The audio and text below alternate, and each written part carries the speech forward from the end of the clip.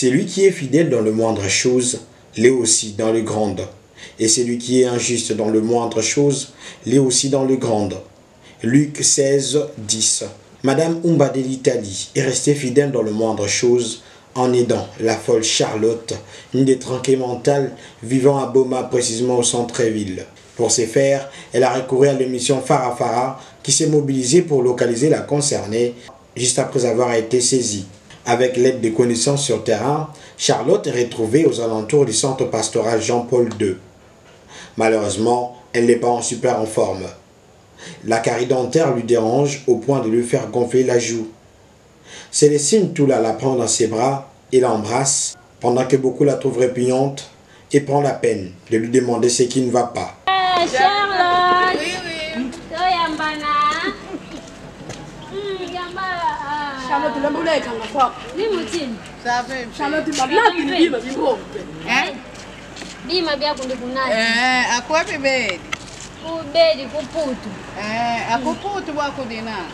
Kudima umba ku Italy. Nkundi ya kuboka itata kuiza ku hoteli kwako. Weta sola inyani. Bwabu fok kubotu late biabi. Ndi kuvuikisa binkala. Ifolo ngola oyo kumoilo kwe makasi fula telamba moko ezo mupepe zo kota. Pona zolala ke? Zolala ke la line salinga pasi. Mena sombi ki si ba sombelenga na mwana ma elale na sengi ya peshinga sengsa na sombi awe na pakoli maintenant ça va. Voilà, chers téléspectateurs de l'émission Fara Fara, Belmemona, Awa Betume Kumana, Pangabetu Charlotte. Pangabetu Charlotte, Intu, que Salaka Vembote. Mais Anzo Vanda, ma soeur, mais vous avez Nini Kumina Kande. Alors, maman, moi, c'est que Vana Italie. Yanzi, Anke Kuzaga na hôtel Yai. Mais Charlotte, Mimi, Anke Vandila Ganandi quelque part. Allez, quand maman me cuisa, Bake Sola Kana Charlotte. Allez, on me penser à Charlotte. Ah, fille mosca play Charlotte. Nkunde mu betke sola ka betu na yandi mais malgré que nandi ve normal mais betke sola ka na yandi en tout cas ça le tout possible sumbila nikikutu sumbila ndi play sumbila ntwa ya mesala mmepuiza donc na ba oba oka ki Congo te donc awa toye na ndeko na biso Charlotte aza juste te malinga ozala ser na habité ni ne komela ki pour akoma boy. Alors maman moko azala na Italie maman Umba soka yé voyage aya komelaka na Jean-Paul hôtel oyo soki akomi awa amonaka Charlotte avanda aneka awa avandaka awa basolaka na bango air moko omona oloba makambo normal air moko atengami air moko tutu ale maman ngo alobi non Célestine awa bokende na tindi quelque chose pona ba homme de veillard les capé okuta na Charlotte omekana mikosombela e robe comme ça à la tatalaka mulunge donc il y a betme kuizila. Après quelques minutes d'échange, Célestine Toula présente à la concernée ce qui lui revient, puis passe un appel vidéo à madame qui est la bienfaitrice.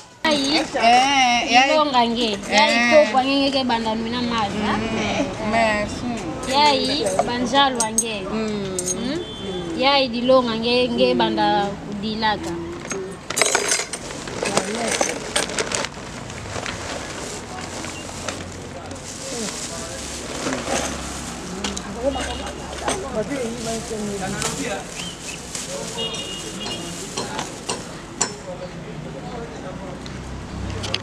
Yai robe yange il faut nge katula mena yai nge me voata yai kama na mulunge yai nge na voata yai pe robe yange mais indre yake inda veka yake robe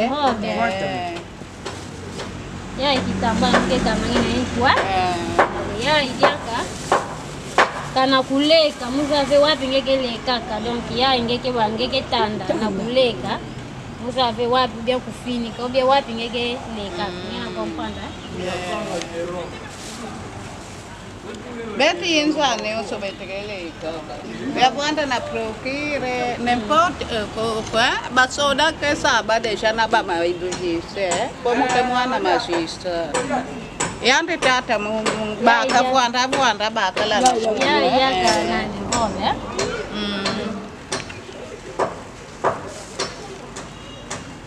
calcul sa te robe ya pantalon muke mona ngenge soda fata ba pantalon ya mekoka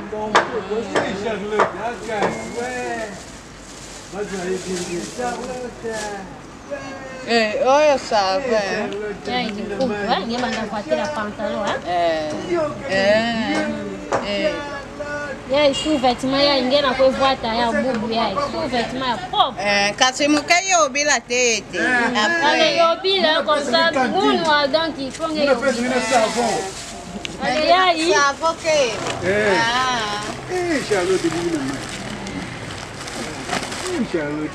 ya ilonga mas ficou sinebunga te ekobunga te yo nde kobungisa te bunga te ya lipapa Charlotte Yoka ezui bien ko le colonel Charlotte le colonel ya isava ale ya nge banda kotsaka bilela nge nyonso ya boti awa na kati ya men mume mona nge na ya bakala ya wapi mkeni amekwenda nini ya kana nge na mona chat nge mebaka mosi nge na kudia nge kudia amazi babenga ngone ya chips ba chips ale kwe fuata sa munu batu filme betu kwenda Kendola tanano Rome.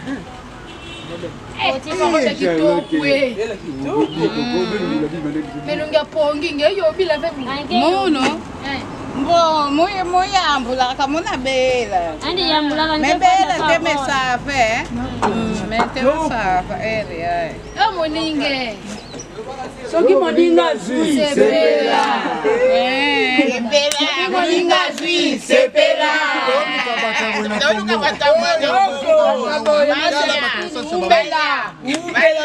félicitations sentir que libota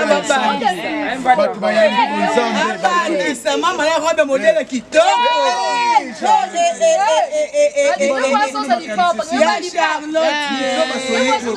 bazongi normal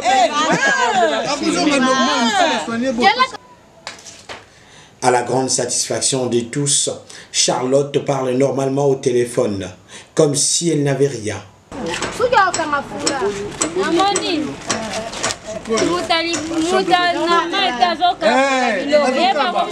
la conscience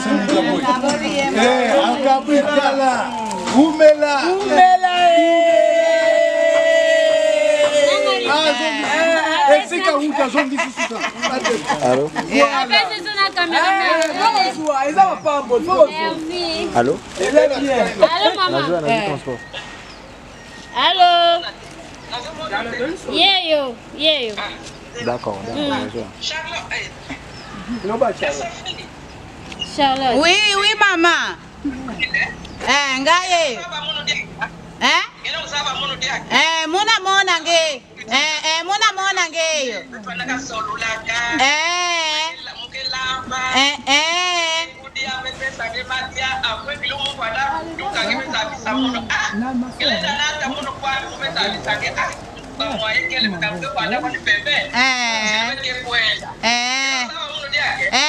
Muna ngeyo. Na Jean Paul mais kuna benuke bien. Kuna ngekele benuke bien. Mama.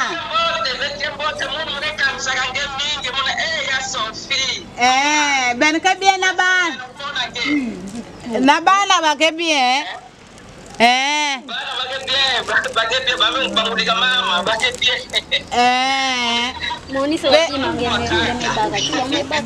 Mbo mama mebaka babima yina ngenge metindi la munu mama memona yau yai Tala te babime. babima ngo yai Monisa ni yankarobi. Yai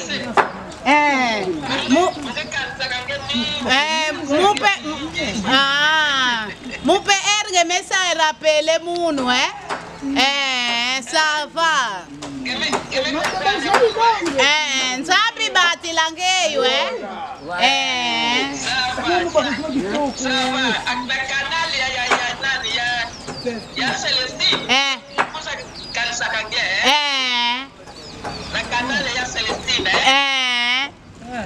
D'accord, nzambe ka sasa ko sina nge permettre mon me pesa na ya Celestine me pesa nge. Merci. D'accord, merci.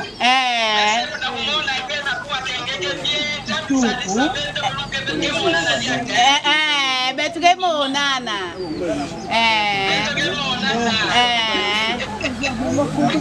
Merci. Pesa mwana ndi pesa ni mbote kasi mwana ngeni.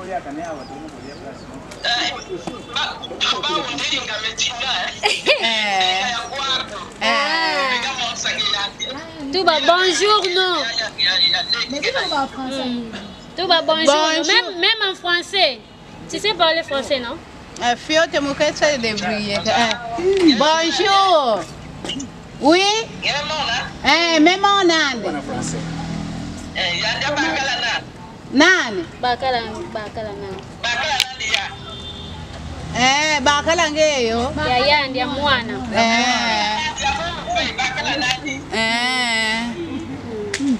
D'accord. Ongela yicho baba, muzatala baba, D'accord. Tu me baga pension, na RTC pension que vous en rafa 30 ans. Ya normal. Ya ba Malawi veme ya ba président. Ya ba président na ya ba masere avant 30 ans. Mama tubila ngene so tubila ngene. Mama bandi aina nyame tubila ndi ametuba. Ni yemetuba.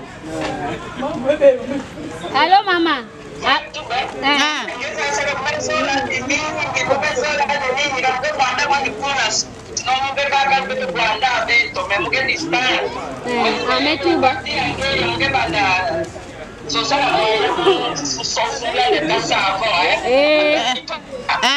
Mume sombele na di papa. Ndila betu na balari yini hakuna kayao kedi huku kwako Tinda kabana ke mingi tindila pena bana munu. Bakeza ona kunua ti kudia tindila kabao. Donc comprenez maman ngene na baba Terese tindila kabao badiana bana munu. Partant de ces constats, nous pouvons clairement conclure que Charlotte n'est pas tout à fait folle. Il lui manque juste un bon traitement médical pour guérir complètement de sa maladie. Pendant un moment, Charlotte se retire pour se changer et mettre ses nouvelles tenues. C'est l'occasion donc pour quelques témoins d'encenser la bienfaitrice.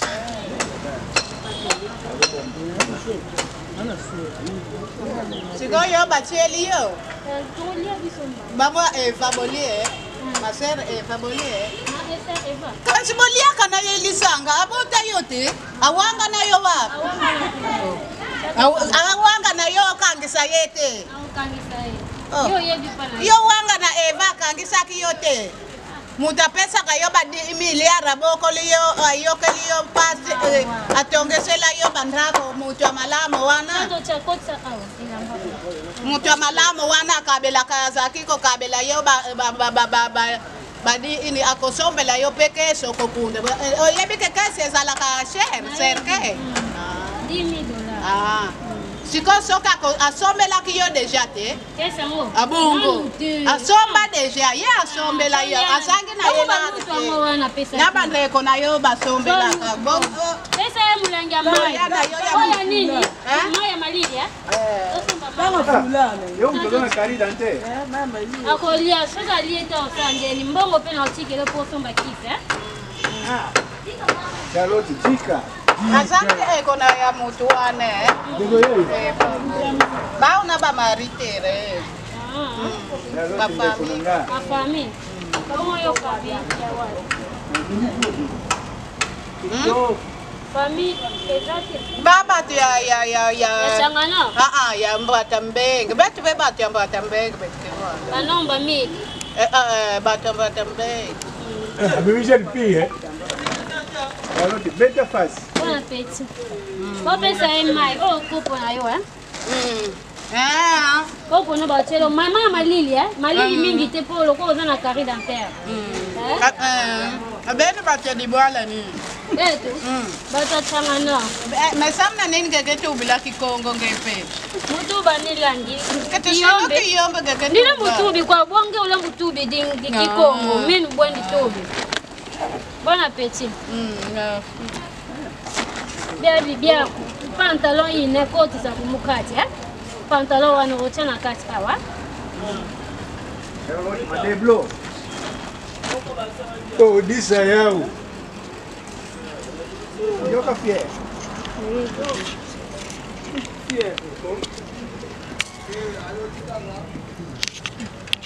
Baba tu bebodia baby babi di bafua beji di kila bia wo ko so la bo motaka bana baba ne. Mais c'est la mine. Nous cherchons des gens qui veulent bien aider les pauvres.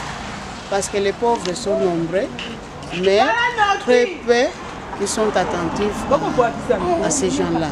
Mais quand on trouve quelqu'un ou bien quelqu'un qui se donne comme ça, nous sommes très contents. Et nous pouvons l'encourager. Que le Seigneur nous donne les centiples pour qu'elle aide davantage les pauvres.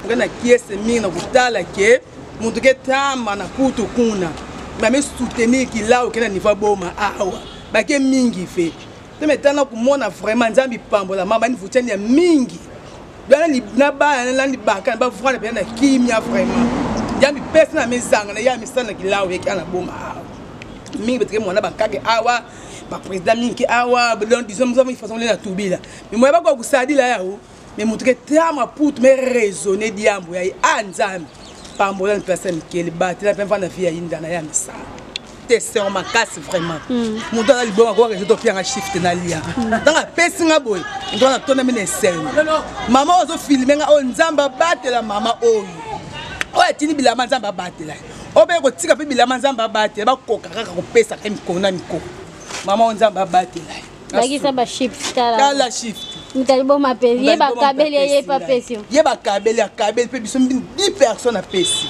nzamba zo aloko na oli yangu tuna sengo nyoso tala.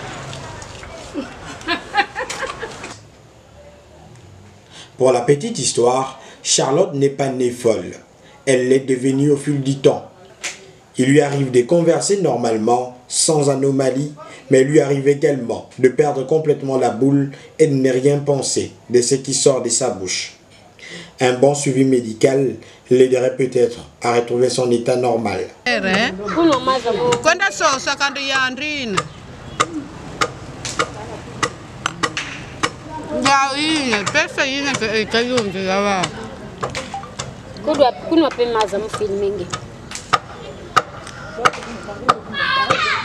Ya di longa ngia sukula yao sweka yao ngena mona mena mupepe me banda kota ngena nshutu mutu ngefandilaka mena mupepe mupepe zo kota openja bien bongo nino ko yebisa mama na sombelo bilamba pesi yo mbonga kolia ko yebise nini bon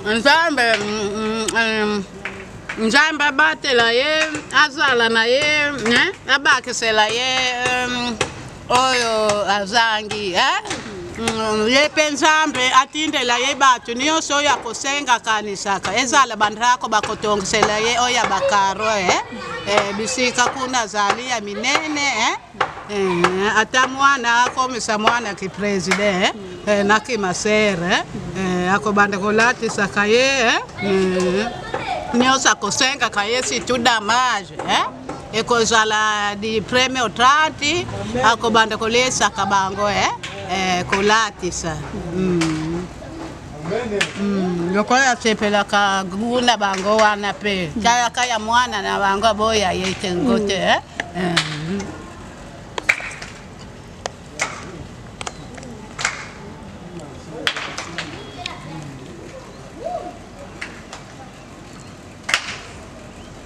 Bayiba biloko note Nzambe reporte je ke ya bayiba ya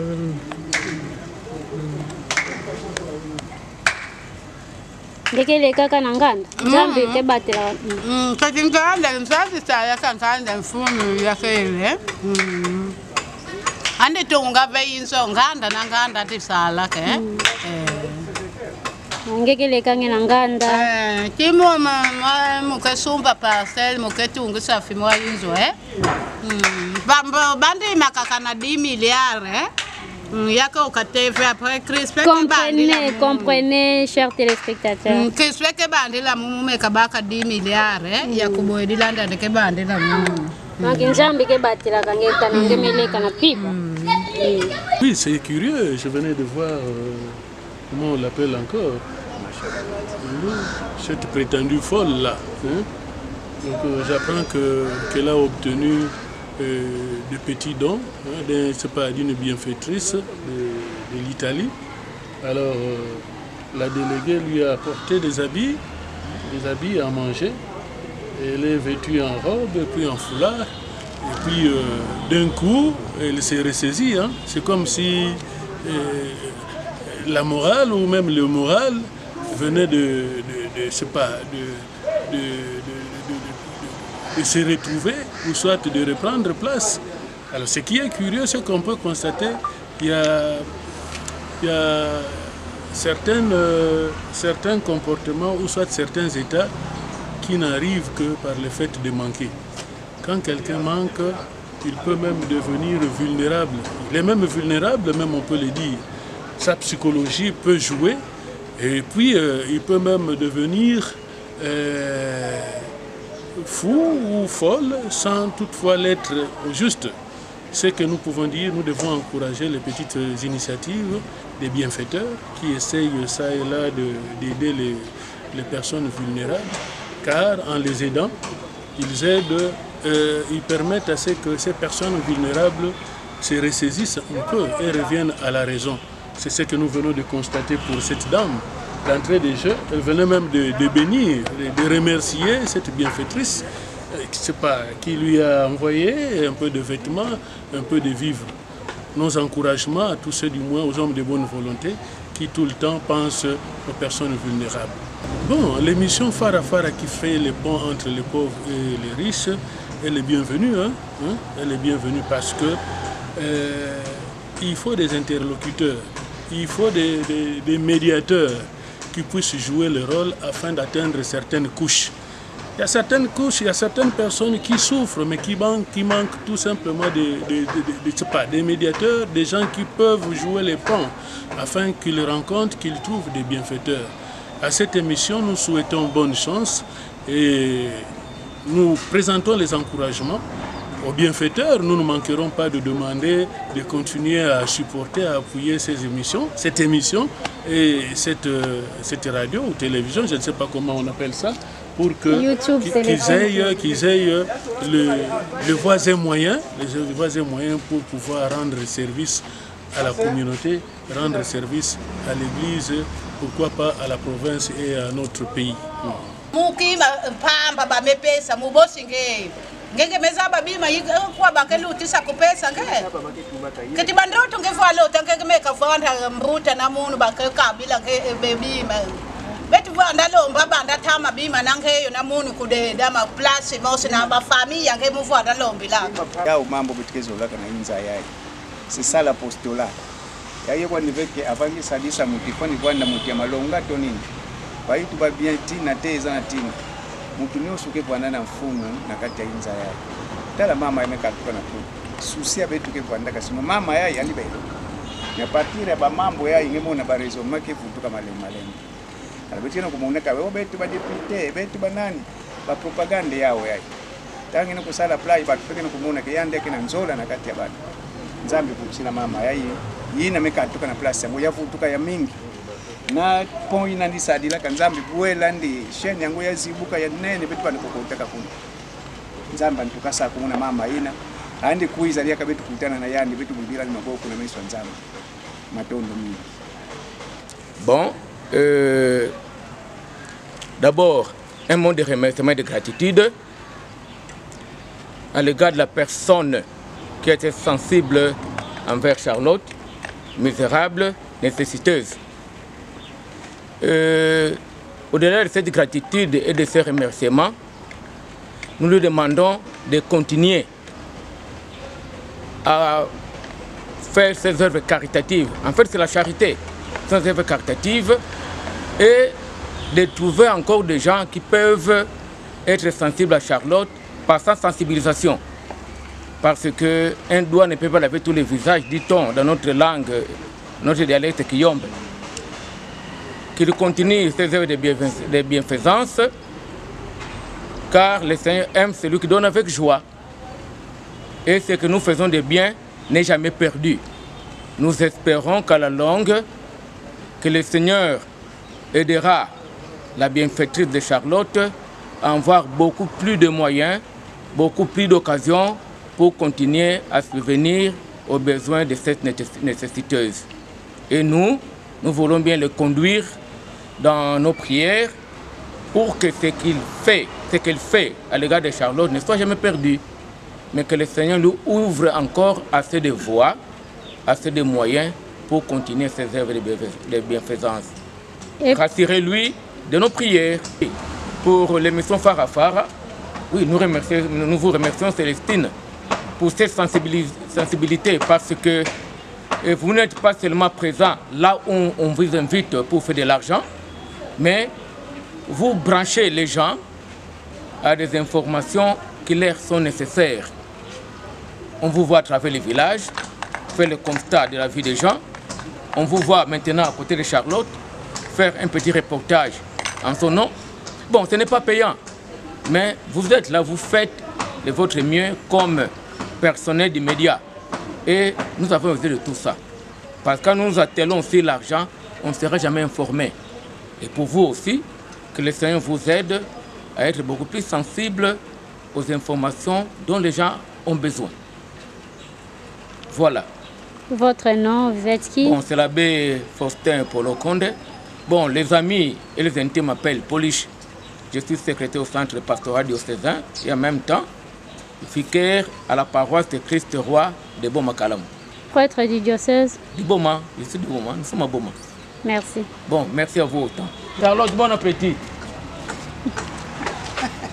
Maçon, bozo travailler, magistère, bozo travailler awa.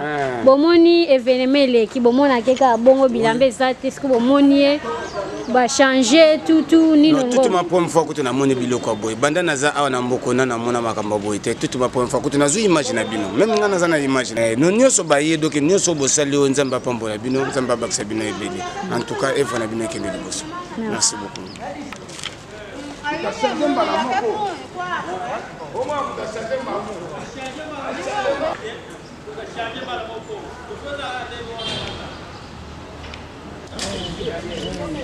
Voilà, chers téléspectateurs, il y a émission Farafara. Belle mona que Batuanti Mambote Bakele Kat na Injaya. Donc Batu ya malamu bazali. Komoni mama auti ada musika na Italie. Atindeli camarade na ye alobi soki ye na boma basola kana ye atindeli ye awa azalaki na eloko olia te alie lelo ona madesu na loso na poisson azalaki na elamba kolata te lelo azwi elamba couleur na mutu biloko ne godi na ndo bombela bilamba yango oyo donc baza ebele te nzambe apambola yo ndeka na yembaka ntango nyonso yosalelaka bato bolamu ye mpe na lola atondisaka kitunga na yo ntango nyonso nasalelaka bato bolamu ye mpe na lola atondisaka kitunga na ngai donc ntango nyonso yosalelaka mutu bolamu nzambe abombelaka part na yo donc eloko moko eleki mutu ya na koaide mutu parce que même nzambe alobi aimez-nous les uns les autres amour yango biso tokanisaka nini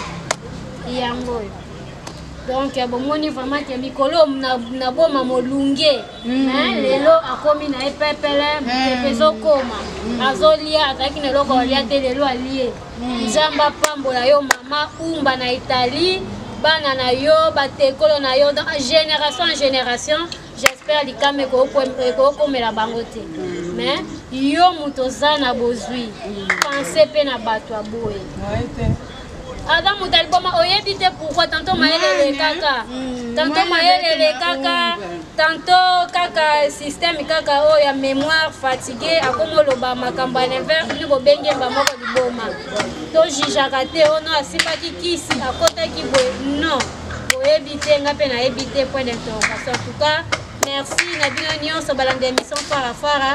Restez toujours branchés sur votre chaîne YouTube et Célestine Toula. Bye. Zambi zei mamo, nenda vanga mamo. Kasikaze ibebako.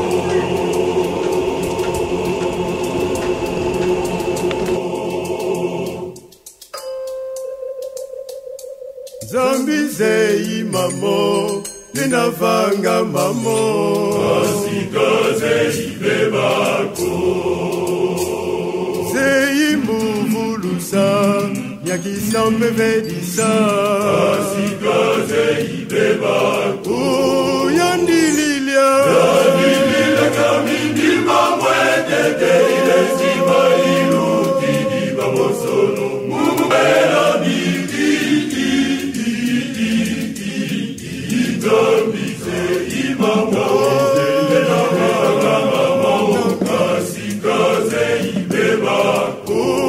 Yandililia, yandililia kamindi mamwetete ilezima ilutidi bamosono. Mumela biki, zambize imamo. Merci.